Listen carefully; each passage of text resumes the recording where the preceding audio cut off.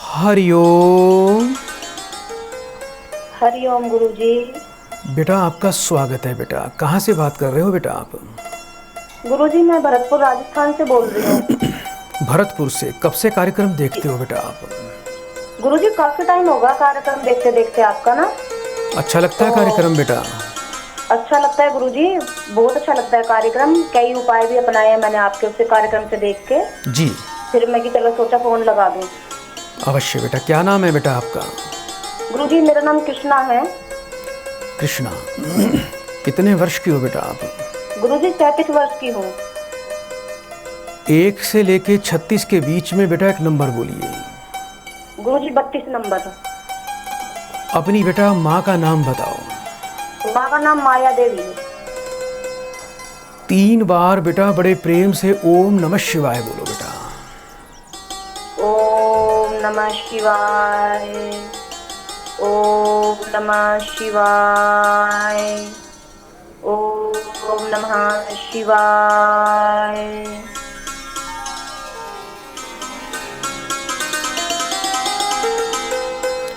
हरिओम। हरिओम गुरुजी।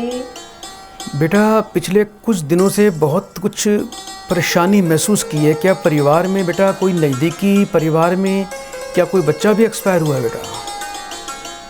गुरुजी hello, आवाज़ आ रही है बेटा आपको? बेटा क्या कहीं परिवार में नज़दीकी में बेटा पिछले दिनों बेटा कोई हादसा हुआ है बेटा? 1 साल के अंदर मौत हो चुकी है। आवाज़ ऊंची बेटा बोलिए, आपकी आवाज़ समझ नहीं पा रहा हूँ बेटा। गुरुजी 1 साल में 4 मौत हो चुकी है, 4 आदमी खत्म हो चुके हैं। अभी थोड़े दिन पहले जिठानी का बेटा भी खत्म हुआ है। जिठानी भी होगी, परिवार लोग जा रहे हैं बहुत जल्दी जल्दी। बहुत बेटा नकारात्मक ऊर्जा है, बड़ा संकट है बेटा। अभी जो बेटा परिवार में जो भी गुजरा है क्या वो आपके पति की तरफ से था, पति परिवार से था बेटा? हाँ जी, मेरे पति का भतीजा था। है बेटा? भतीजा था पति का। पति के भतीजे एक्सपायर हो गए, अचानक एक्सपायर हो गए बेटा एकदम? हाँ जी गुरुजी, अचानक से हो गए। घर से लेके अस्पताल तक ले गए और जाते जाते लड़का खत्म होगा 10 मिनट में ही। बेटा थोड़ा ध्यान रखो बेटा, आपके घर में बहुत नकारात्मक ऊर्जा है। सबसे बड़ा दोष जो है बेटा आपके घर में पितरों का दोष है। पितृ दोष से भी बेटा एक ज़्यादा जो अवस्था खराब होती है इसको बोलते हैं हम प्रेत श्राप, यानी घर के पितृ देवता ही प्रेत अवस्था में और जिस घर में पितृ प्रेत अवस्था में हो जाएं उस घर के अंदर बेटा इस प्रकार की अशुभ घटनाएं भी होती रहती हैं। तो मेरी अच्छी सलाह है बेटा कि आप यदि अपने जीवन में सुख चाहते हो कि सभी लोग सुरक्षित रहें तो थोड़ा सा बेटा भागवत कथा का पाठ कराओ और 1.25 लक्ष गायत्री भी बेटा आपके परिवार में अवश्य होनी चाहिए। ठीक है गुरुजी, मेरे मन में ना कोई जिज्ञासा है, क्या लोग आपसे पूछ सकती हूँ गुरुजी? जिज्ञासा बेटा अवश्य बेटा, माँ की सेवा के लिए विराजमान है। जी गुरुजी, मेरे मन में जिज्ञासा है। मैं आपसे ना क्षमा मांगती हूँ, लेकिन फिर भी ना मैं पूछना चाहती हूँ आपसे। एक तो बेटा थोड़ा बेटा नेटवर्क में आके बात करो, आपकी मैं पूरी आवाज़ नहीं समझ पा रहा हूँ। हरिओम गुरुजी, अब आ रही है आवाज़? हाँ अब आ रही है, बोलिए बेटा क्या शंका है आपके मन में? गुरुजी मेरे मन में जिज्ञासा ये है कि आजकल टीवी पे ना बहुत सारे प्रोग्राम दिखाए जाते हैं, उसमें कुछ पर्ची लिख के बताते हैं, कुछ कई तरीके से बताते हैं। तो मन में ना बड़ी मतलब कुछ बहुत सारी जिज्ञासाएं उत्पन्न होती है, तो उसके बारे में मुझे कुछ बता देंगे? बेटा ये आजकल कुछ नए नए खिलाड़ी उभरे हैं इस संसार के अंदर, जो लोगों को सामने बैठाते हैं, फिर ये बोलते हैं कि हाँ जी मैंने आपके बारे में ये लिखा ये लिखा ये लिखा। हाँ जी, हाँ ये जी, बेटा हाँ जी, ये बड़ी छोटी छोटी तुच्छ भूत विद्याएं होती हैं बेटा, जिसका दुरुपयोग ये लोग करते हैं, नहीं करना चाहिए। ईश्वरीय शक्ति, हम माँ देवी अपराजिता के भक्त हैं। माँ देवी अपराजिता की शक्ति असीम है, वो हमें हाँ सब जी। प्रकार का ज्ञान भी प्रदान करती है, सभी प्रकार की हमें आशीर्वाद देती है। देखो मतलब क्या होता है प्रिय मेरी बेटा, कि सबका समस्या का समाधान होना चाहिए। सिर्फ मात्र किसी को 2-4 सवाल बताने से उससे किसी का कल्याण नहीं हो सकता, उससे उसका भला नहीं हो सकता। यदि भला तो तब होगा कि जब आप मेरे पास समस्या लेकर आएंगे और मैं आपकी समस्या का मूल निवारण कर दूंगा। ये बड़ी छोटी छोटी विद्याएं बेटा, जब तक ये तो आज से बेटा 30 वर्ष पहले बेटा हमने कर कर कर छोड़ दी। जब हम शुरू में बेटा अपने गुरुओं के पास रहते थे तो सबसे पहले ये छोटी छोटी विद्याओं का ही प्रयोग करते थे, लेकिन ये चीज़ें अब बड़ी तुच्छ हैं। इन चीज़ों पर बेटा मैं ज़्यादा ध्यान नहीं देता। मैं माँ अपराजिता की कृपा से ही सारे काम करता हूँ, उन्हीं की कृपा से सबके काम सिद्ध होते हैं। और अभी आप बेटा माँ देवी अपराजिता की शक्ति के बारे में नहीं जानते हैं। वो भूत भविष्य सब कुछ जानती है। आप उनके चरणों में एक बार अर्जी तो लगाओ बेटा। कभी अर्जी लगाई बेटा? पहले हाँ जी लगाई है। मैं आपके यहीं से जुड़ी हूँ, मेरे कई काम हुए हैं यहाँ से। चलो बेटा आज काफी टाइम बाद आज एक काम, तो मैं बहुत परेशान हूँ। आज बेटा एक काम करते हैं, आज माँ देवी की अर्जी बेटा आपको लगाई देते हैं ताकि लोगों का कुछ भ्रम दूर हो सके इस संसार में। हाँ जी, हमारा कार्य बेटा भ्रम दूर करना। एक बार बेटा 2 मिनट के लिए बेटा अपने नेत्र बंद कर लो। ठीक है गुरुजी, कर लिए।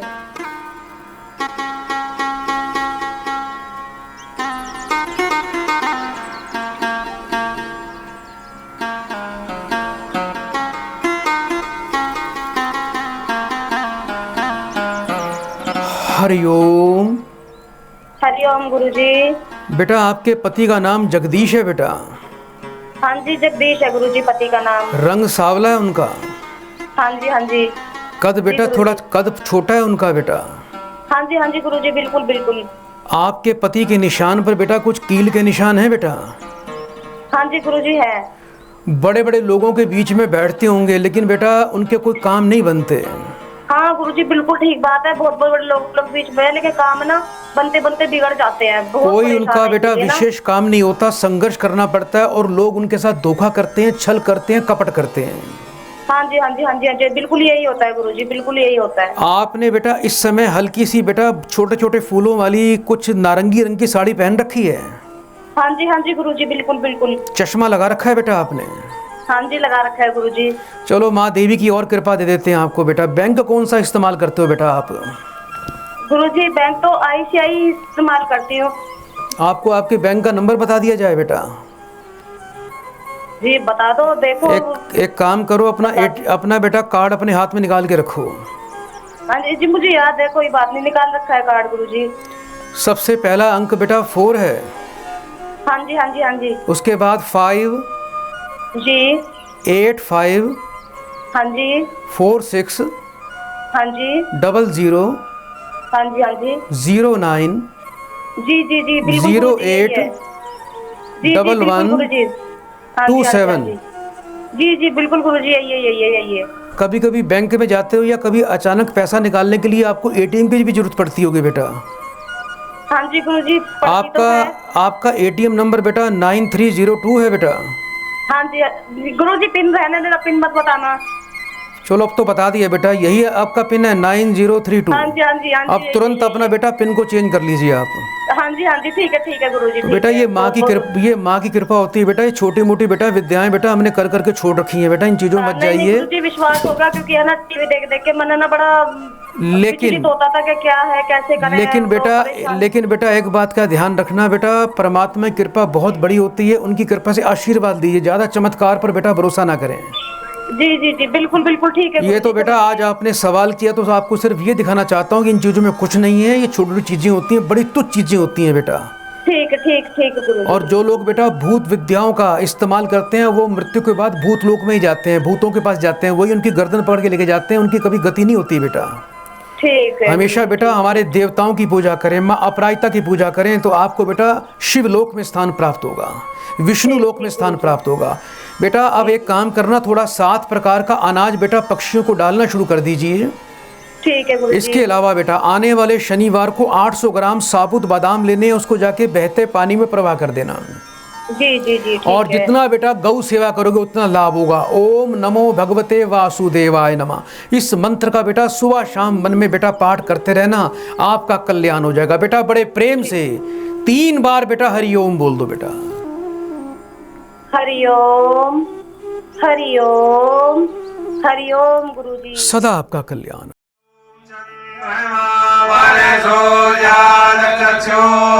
सूर्यो अजाय सूत्रार्वायस्य प्राणस्य मुखादग्निरयाय देवं अविः भजनं मे अस्तु दशविदेव सर्वगणेवं स्वस्तायात्मसनि प्रयास पशुसनि लोकसन्न भयसनि अग्निः प्रजा बहुलां मे करोद्वन् पयोरेतो अस्मासु दत्तः ॐ तत्लीनं सम्भूतं कर्पूरेण प्रदीप्तम् आरार्तिकमहं कुर्मे पश्चिमे वरदो भवः जलेन तिलतीकरणम् आरार्तिक्यं सर्वेभ्यो देवेभ्यो वन्दनं महा आरात्मे आत्मा वन्दनं महामत्पुष्पाजरे समर्पयामि नाना सुगंध पुष्पाणि यथा कालो भवारिजं पुष्पाञ्जलिवया दत्तं गृहाणो परमेश्वरः सुमन सुगंधे सुमनलयः सुमन सुभाषुभात् पुष्पाञ्जलि अर्पण को बाबा की कर देव गणो स्वीकार भी की कर दे वाले बाबा। सभी लोग अपने अपने आसन पर विराजमान हो जाएंगे। आराम से बैठिए, थोड़ा अपने बीच में गैप दीजिए, भिड़िए मत आपस में, गैप दे दीजिए। ये आरती अगरबत्ती निकालो से, अगरबत्ती निकालने के बाद अगरबत्ती ले लो वहां से, बिल्कुल शोर नहीं करेंगे, कृपया ध्यान से श्रवण करें। शोर नहीं होगा देवी जी। हाथ जोड़ के प्रार्थना है आपसे, कृपया शांत बैठे। आप लोग सभी लोग एकदम शांत हो जाए, बैठ जाइए भैया जी, खड़े ना हो कोई भी, बैठ जाइए, बैठिए पंडित जी।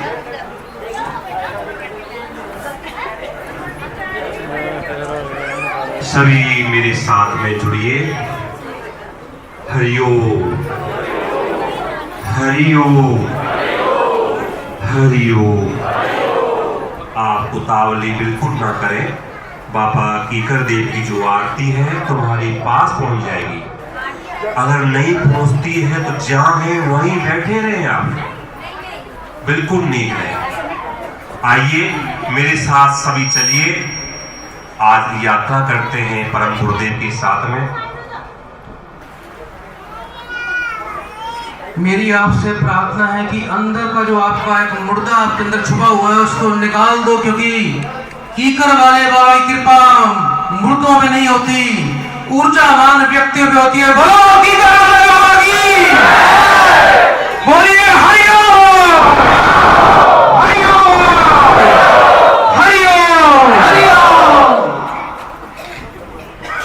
आइए मेरे प्रिय भक्तों, सज्जनों, श्रद्धामयी माता और बहनों, आज चलते हैं इस कार्तिक मास की पवित्र मंगल वेला के समय हमारे पूजनीय, प्राप्तीय, स्मरणीय, वंदनीय, परम तपस्वी, वीतराग, तपोनिष्ठ, त्याग मूर्ति श्री श्री 1008 श्री परम गुरु श्री कृष्णन जी महाराज की बोलिए।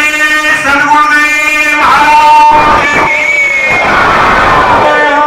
हमारे ऋषि मुनि बड़े वैज्ञानिक थे जिन्होंने नमे की खोज, जय की खोज की।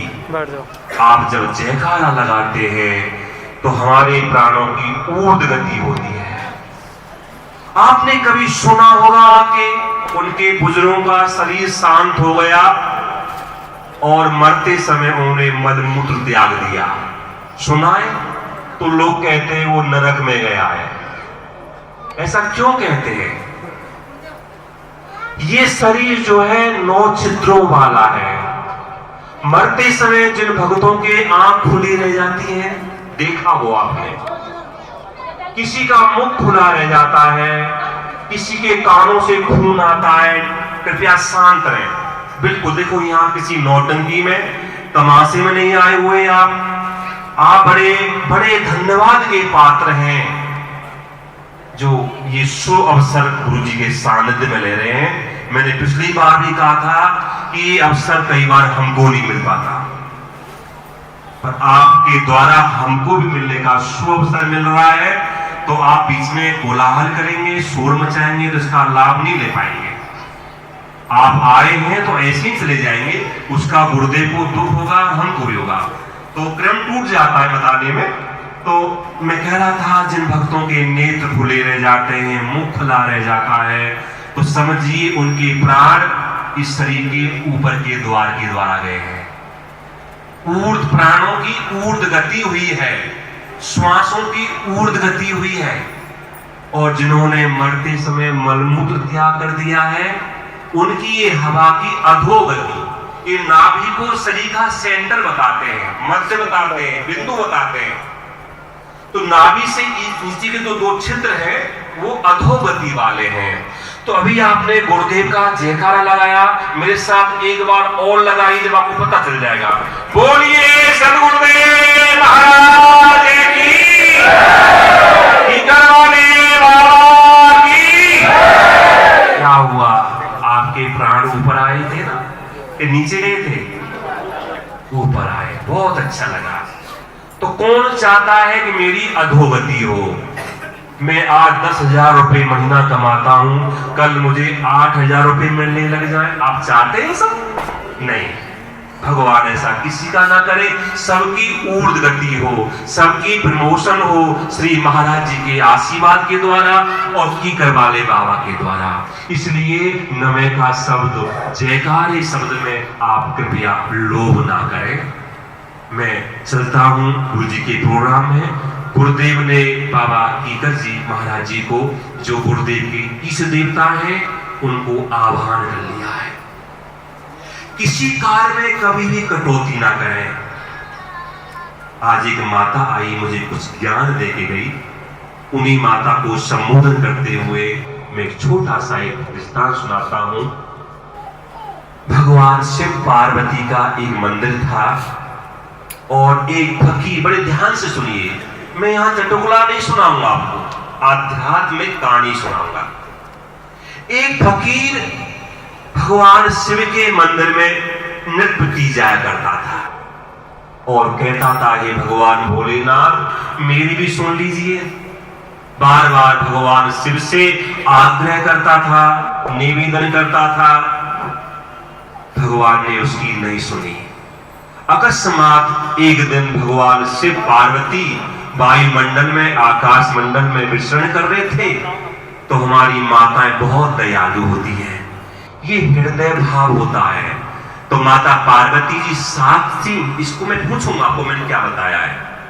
माता पार्वती ने कहा, हे प्रिय, देखो आपका भगत रोज आपकी प्रार्थना करता है, पूजन करता है और आपसे मांगता है। आप तो भोले भंडारी हैं, जैसे श्री हमारे महाराज जी हैं। इनको मैं कई बार भोले भंडारी कहता हूं। महाराज जी जब आप देते हैं तो पता नहीं चलता, आप ना जाने देने लायक ना चीज को भी दे देते हैं। ऐसे से कई घटनाएं हमारे सामने हो जाती है। कई बार गुरु जी दे करके हमको मुश्किल में डाल देते हैं। बोले श्री महाराज जी ने कह दिया आप ये चीज दे दीजिए, तो बताओ हम कहां से देनी पड़ती है। तो वहीं से ये भाई बाहर मत जाना। कहां कह रहा था मैं, अभी क्या कह रहा था बताएंगे। माता पार्वती ने कहा, हे भगवान इनको दे दीजिए ना। भगवान भोलेनाथ बोले, देवी आप नहीं समझती, संसार बहुत चालाक है, ये इनकी बातों में नहीं आया करते। अभी इनको इनके हिस्से में नहीं है, इनके भाग्य में नहीं है, मिल जाएगा। गुरुजी कहते हैं धैर्य रखिए बेटा, जल्दबाजी में कोई खड़ा नहीं होगा, सब बैठ जाइए। समय निकल गया, फिर फकीर ने बात सोची, भगवान भोलेनाथ सबको दे रहे, मुझे नहीं दे रहे, लगता है कुछ रिश्वत चलती है यहाँ पर। उन्होंने कहा, हे भोलेनाथ अगर मुझे 1 रुपया आप दे दोगे ना तो मैं चवन्नी जो है महाराज जी आपके आश्रम में दान कर दूंगी। ऐसे लोग आते हैं, वो बहन ऐसे कह रही थी इसलिए मैंने आज सुनाना पड़ रहा है आपको। उस फकीर ने कहा, हे भोलेनाथ मुझे आप 1 रुपया देंगे तो मैं चवन्नी आपको चढ़ा दूंगा। वैसे ऐसे शब्द भगवान के सामने नहीं बोलने चाहिए। उस फकीर ने भगवान के सामने शर्त रख दी, फिर माता पार्वती बोली देखो ना, आपसे ले जाते हैं और आपका धन्यवाद तक नहीं करते। बेचारा आपसे मांग रहा है, कह रहा है चवन्नी चढ़ा दूंगा, कुछ 25% आपको दे रहा है, हम तो 10% भी नहीं देते। सत्य है, मैं भी नहीं कई बार दे पाता, ठीक है ना। एक बहन की हिम्मत समझता हूँ जो पिछली बार आई, कितने का चेक महाराज जी को दे के गई, मैं धन्यवाद करता हूँ। 1,51,000 का हमारी बहन पिछली बार आश्रम के लिए चेक दे के गई है। उन बहन का पुनः धन्यवाद कर दीजिए। कुछ भक्त लोग आज ऐसे भी आए हुए हैं। तो जब माता पार्वती ने कहा तो भोलेनाथ बोले कोई बात नहीं, देवी जब आपकी, तो ये हट होती है, राजहट, बाल हट और त्रिया हट। राजा ने कह दिया तो करना पड़ेगा, आपका बच्चा रो रहा है, दुखी हो रहा है, तो आपको भी करना पड़ेगा। ऐसे ही ग्रह स्वामी ने कह दिया कि ये काम करना है तो करना पड़ेगा, ये सत्य है। भगवान शिव समझ गए, अब तो बात माननी पड़ेगी। भगवान प्रसन्न हो गए। अगले दिन फकीर जब मंदिर में गया तो उसको 1 रुपए का सिक्का भगवान के मंदिर में पड़ा मिल गया। बड़ा प्रसन्न हुआ, हृदय गदगद हो गया। हे भोले बाबा, आपने बड़ी कृपा करी, जो आज आपने मेरी कामना पूरी कर दी। उठा करके पैसे को देखते रहा, भगवान शिव का धन्यवाद करता हुआ गेट से बाहर निकला तो उसको याद आ गया, कई बार भूल भी जाते हैं, उसको याद आ गया कि मैंने कोई संकल्प लिया था। मित्रों, प्रिय भक्तों, माता बहनों, याद रखिए, सत्य संकल्प को बार बार लीजिए और लेकर के गांठ मार लीजिए, उसको भूलिए मत। इस फकीर ने पुनः अपने संकल्प को याद किया कि मेरा सत्य संकल्प है, इसमें से मैं इतना 25% भगवान शिव के पास में चढ़ाऊंगा, गुरु जी के आश्रम में चढ़ाऊंगा। पर इतने दिनों में इतनी मेहनत मैंने करी है, भगवान ने मेरी सुनी है, अब इस मंदिर में कहाँ भोलेनाथ बैठे हुए हैं, किसको चढ़ाऊं, किसको दूं? है 25 पैसे में मेरे घर के बहुत काम चलेंगे। पापी का मन डूल गया। भगवान तो 10 हाथों से देते तो 20 हाथों से ले लेते हैं, जब देते हैं तो छप्पर फाड़ करके देते हैं, और लेते तो भाइयों एक चमड़ी को भी उधर लेते हैं, पता नहीं चलता। उनके बहुत लंबे हाथ हैं, अभी आपको मिल जाएगा। फकीर उस पैसे को लेकर के, रुपए को लेकर के बाहर गया। आप सामने दुकान थी कुछ सामग्री लेने की, उन्होंने कहा भैया मुझे ये सामग्री दे दीजिए। फकीर ने वो रुपया दे दिया और पैसे वापस मांगे तो उस दुकानदार ने पता क्या कहा, बताइए? दुकानदार ने कहा भैया जी, ये आपका रुपया जो खोटा है इसमें से 25% कट करके चलेगा।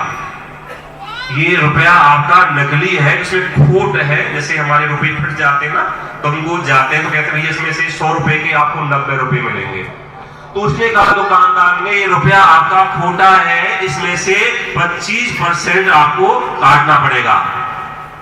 फकीर के आंख खुल गए, फकीर को दिव्य ज्ञान मिल गया। हे प्रभु, आपके हाथ बहुत लंबे हैं, अगर आपने वहां नहीं दिया तो मुझे यहां देना पड़ा। प्रिय भक्तों, मित्रों, मेरी बहनों, माताओं, ये कोई चटुला नहीं है, ये आध्यात्मिक कहानी है। हमारे पास भक्त लोग आते हैं, सत्य संकल्प लेते हैं, हम बार बार आपको सत्य संकल्प दिलाते हैं। बाबा कीकर वाले बाबा की कृपा से आप लोगों के कार्य सिद्ध होते हैं।